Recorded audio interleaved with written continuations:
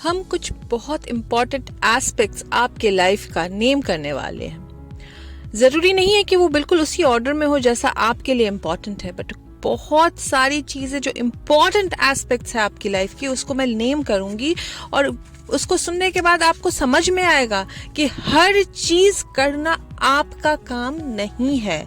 जैसे कि ये जो अर्थ है, ये जो धरती है, ये परफेक्ट प्रॉक्सिमिटी में स्पिन करती है बाकी प्लैनेट से।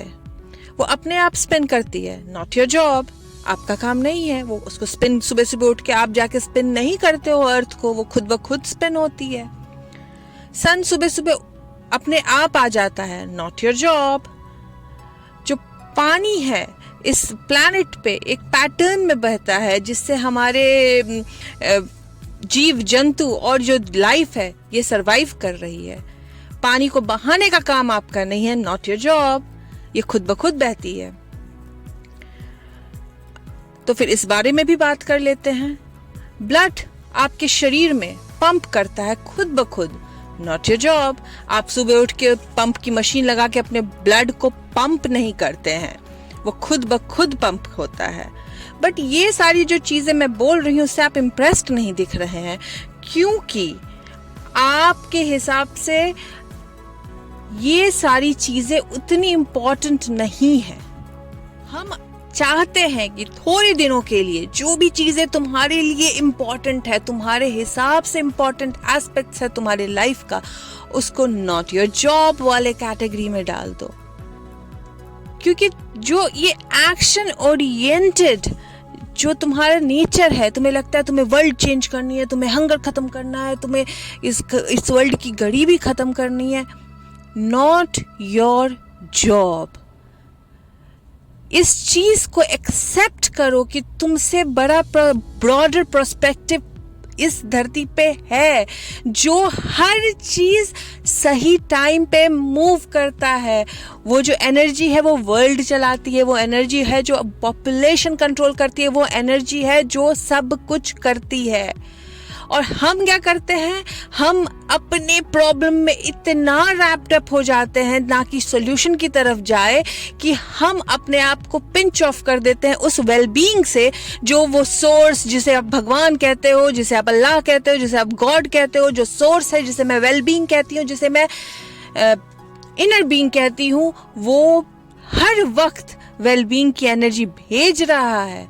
बट चूंकि हम अपने प्रॉब्लम में उन चीजों पे फोकस करके इतने रैप्ड अप हो जाते हैं कि हम उसकी वेलबीइंग को नोटिस ही नहीं कर पाते हैं। और घबराओ मत, ये जो दुनिया में जो लोग हैं, ये जो नई नई बेबीज आ रही है, जो एनिमल्स पैदा हो रहे हैं, चूंकि उनके अंदर रेजिस्टेंस नहीं है, क्योंकि वो इतने डेटा कलेक्ट नहीं किए हैं इस दुनिया के, वो अपने थ्रू वेल बीइंग को फ्लो होने देते हैं जो सोर्स कांस्टेंट सप्लाई कर रहा है। और यही रीजन है कि ये वर्ल्ड आज भी आराम से चलता जा रहा है।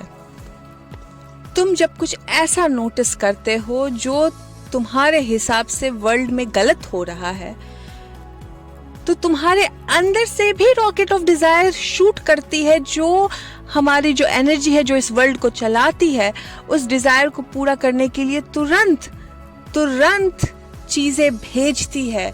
हमेशा याद रखो, ये जो एनर्जी है ये हमेशा तुम्हारी मदद करने के लिए है, ना कि तुम्हारे अगेंस्ट है।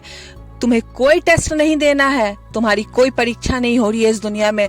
ये सिर्फ और सिर्फ तुम्हें मदद कर रही है ताकि तुम इस वर्ल्ड में, इस जो फिजिकल बॉडी में आए हो, एक्सपीरियंस लेने के लिए उसको एंजॉय कर सको।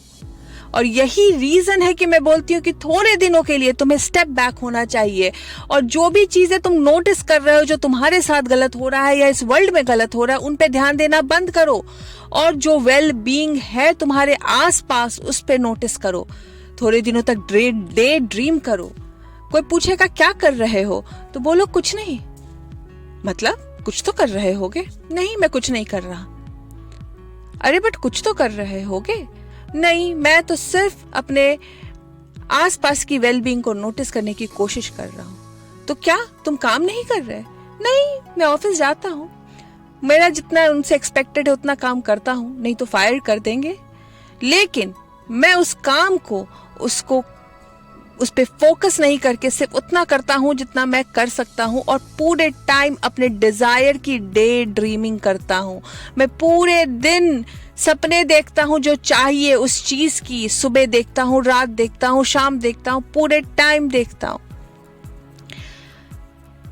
जब तुम अपने प्रॉब्लम में रैप्ड अप होके पूरे टाइम उस प्रॉब्लम के बारे में नहीं सोचते हो और अपना ध्यान सिर्फ और सिर्फ सोल्यूशन की तरफ जाते हो, जो डिजायर है उसकी तरफ जाते हो, तो प्रॉब्लम का वाइब्रेशन अपने आप खत्म हो जाता है।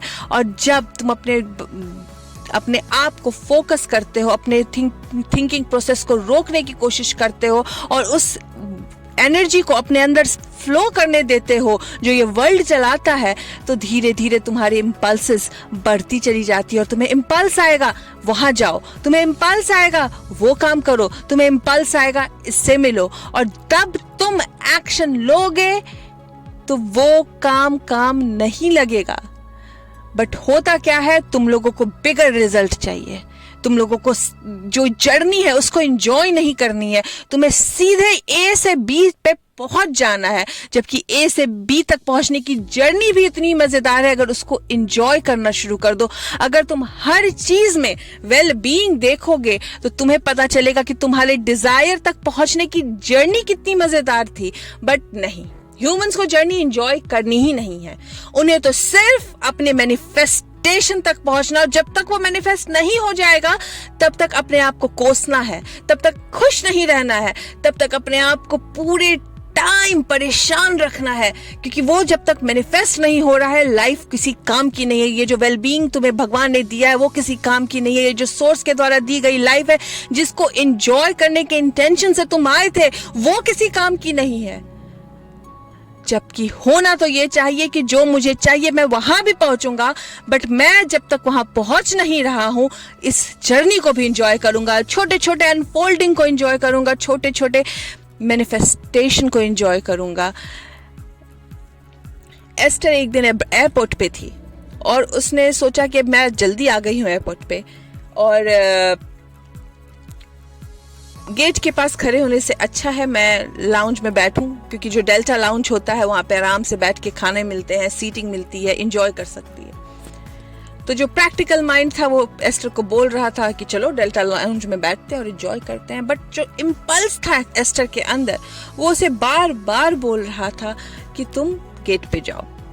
अब एस्टर चूंकि बहुत सालों से हमें फॉलो कर रही है, हमें जानती है, तो उसे पता है कि अपने इम्पल्स को फॉलो करना होता है। तो वो एस्टर अपने इम्पल्स के कारण गेट तक पहुंची, जबकि प्रैक्टिकल माइंड बार बार बोल रहा था कि गेट पे क्या रखा है, पिछले आगे 2 घंटे तक कोई फ्लाइट नहीं है, तुम क्यों नहीं बैठ जाती डेल्टा लाउंज में और एंजॉय करती हो अच्छा मील।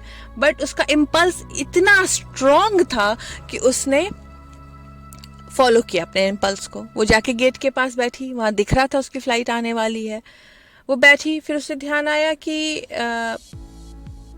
मुझे पानी पी लेना चाहिए, मेरी ब्रेथ खराब होगी। वो पानी पीती है।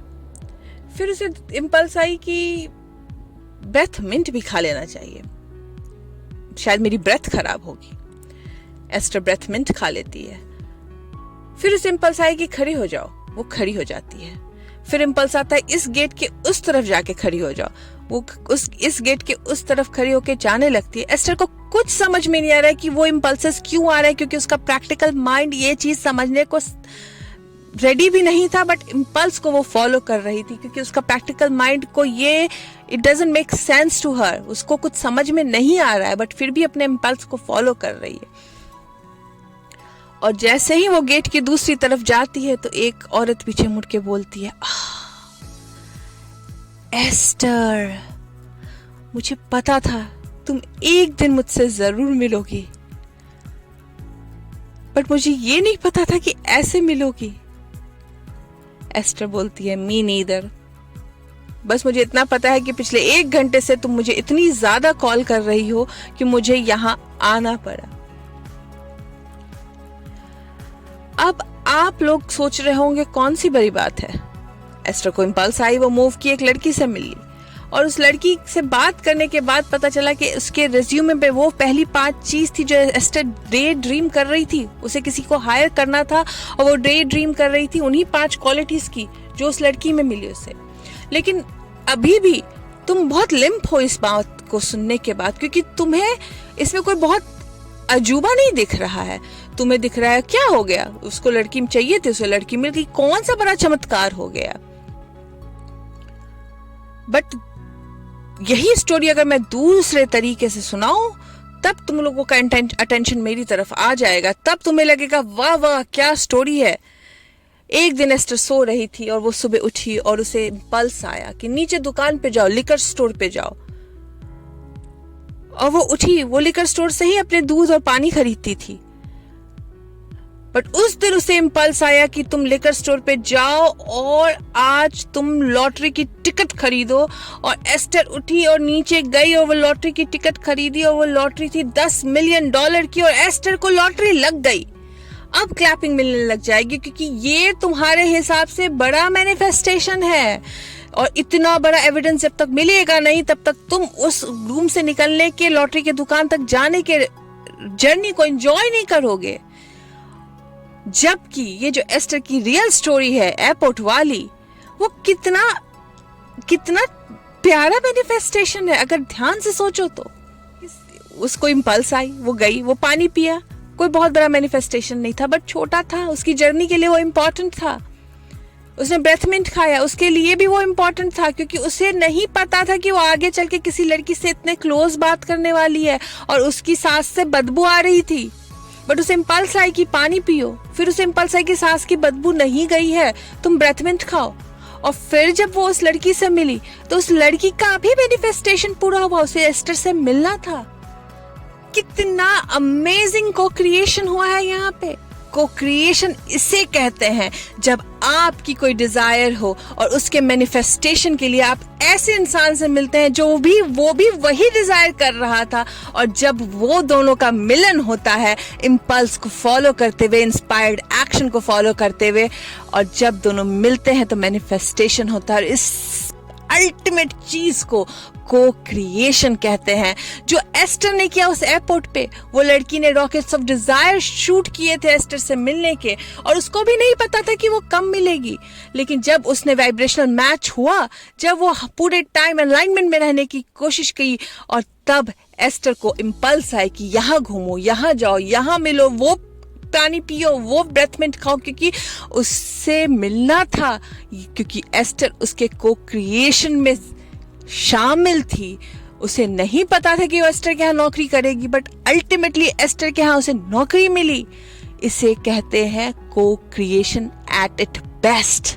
बट आप लोगों को जब तक बड़ा मैनिफेस्टेशन नहीं मिल जाता है तब तक जर्नी को तो एंजॉय करना ही नहीं है, क्योंकि जर्नी तो इम्पोर्टेंट है ही नहीं। तो क्यों ना पैदा होते के साथ ही लोग 90 साल का बूढ़ा हो जाता है जिसके पास $1 मिलियन पैसे हो, बड़ी गाड़ी हो। क्या बहुत मजा आएगा? या मजा तब आएगा जब छोटे छोटे स्टेप्स लीजिएगा और धीरे धीरे बड़े मैनिफेस्टेशन की तरफ जाइएगा। बट जब हम ये बात लोगों को समझाते हैं तो लोग कहते हैं कि अच्छा, छोटे छोटे कदम लेने से बड़ा मैनिफेस्टेशन कैसे होगा? बट जर्नी जो है आप तभी एंजॉय करते हैं जब आप छोटे छोटे मैनिफेस्टेशन को एक साथ जमा करते हैं और पीछे मुड़ के देखते हैं तो देखते हैं कितना बड़ा मैनिफेस्टेशन हो गया है। जो नेक्स्ट लॉजिकल स्टेप होता है आपका, आप वो मैनिफेस्ट करते हैं। जो आपकी बिलीव पावर है आप वो मैनिफेस्ट करते हैं। और अगर अपने प्रॉब्लम में रैप्ड अप रहिएगा, अपने आसपास की दिक्कतों पे ध्यान दिए रहिएगा और वेल बीइंग को फ्लो नहीं करने दीजिएगा। वेल बीइंग की जो एनर्जी है, जो ये वर्ल्ड चलाती है, जो आपके थ्रू आपके अंदर फ्लो करती है, अगर उसको फ्लो नहीं करने dीजिएगा तो ना तो कोई मैनिफेस्टेशन होगा, पूरे टाइम आप पिंच्ड ऑफ रहेंगे, पूरे टाइम आप रोते रहेंगे, पूरे टाइम आप परेशान रहेंगे। आज आपकी जो लाइफ है वो लाइफ में आप नाशुक्रे हैं, तो देखिए वो लाइफ में आप धीरे धीरे कैसे नीचे गिरना शुरू करते हैं। और अगर उसी लाइफ को आप अप्रिशिएट करना शुरू करते हैं, उसी लाइफ में आप अच्छी चीजें ढूंढना शुरू करते हैं, उसी लाइफ में आप हर एक चीज को एंजॉय करने का प्रण लेते हैं ज्यादा से ज्यादा टाइम, तो देखिए वही लाइफ कैसे अपने धीरे धीरे स्टेप्स को पार करते हुए एक अमेजिंग मैनिफेस्टेशन के रूप में बदलती है। और फिर लोग आके पूछते हैं कि तुमने ये कैसे किया, तुमने ये कैसे किया, तुम्हें तो मैंने 4 साल 5 साल पहले बहुत परेशान देखा था, तुमने ये कैसे किया। और तब आप लोगों को बोलते हैं कि कुछ नहीं, मैं बस खुश रहा। तो कहते हैं लोग, रियली? असली बात तो बता ही नहीं रहे हो। तो कुछ नहीं, मैं बस वेलबींग को आने दिया, मैं बस संतोष किया। इतना इजी थोड़ी है। क्योंकि आप लोगों को जब बोला जाता है खुश रहो, तो लगता है कि इतना इजी थोड़ी होगा, सैक्रिफाइस तो देना पड़ेगा, मेहनत तो करनी पड़ेगी।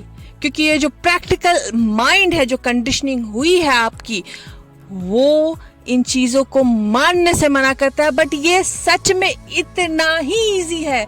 सिर्फ और सिर्फ आपको अपने दिमाग को शांत करके एनर्जी को फ्लो करने देना है, जो इस वर्ल्ड को बनाती है अपने अंदर, और खुश रहना है।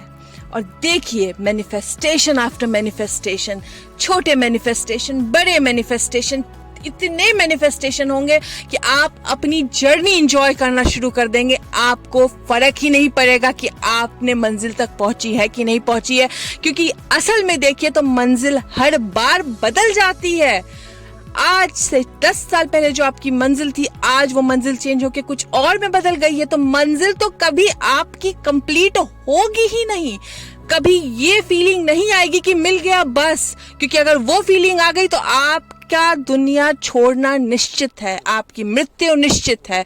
क्योंकि जिस दिन आपको ये फीलिंग आ जाती है कि मैं कंप्लीट हो गया हूं, मुझे और कुछ भी नहीं चाहिए, कोई डिजायर्स नहीं बचे हैं, तो आपकी जर्नी खत्म हो जाती है। तो ये जो नोशन है कुछ मैनिफेस्ट करके ही खुश रहेंगे वाली नोशन को हटा दीजिए। क्योंकि जर्नी एंजॉय करना ज्यादा इंपॉर्टेंट है।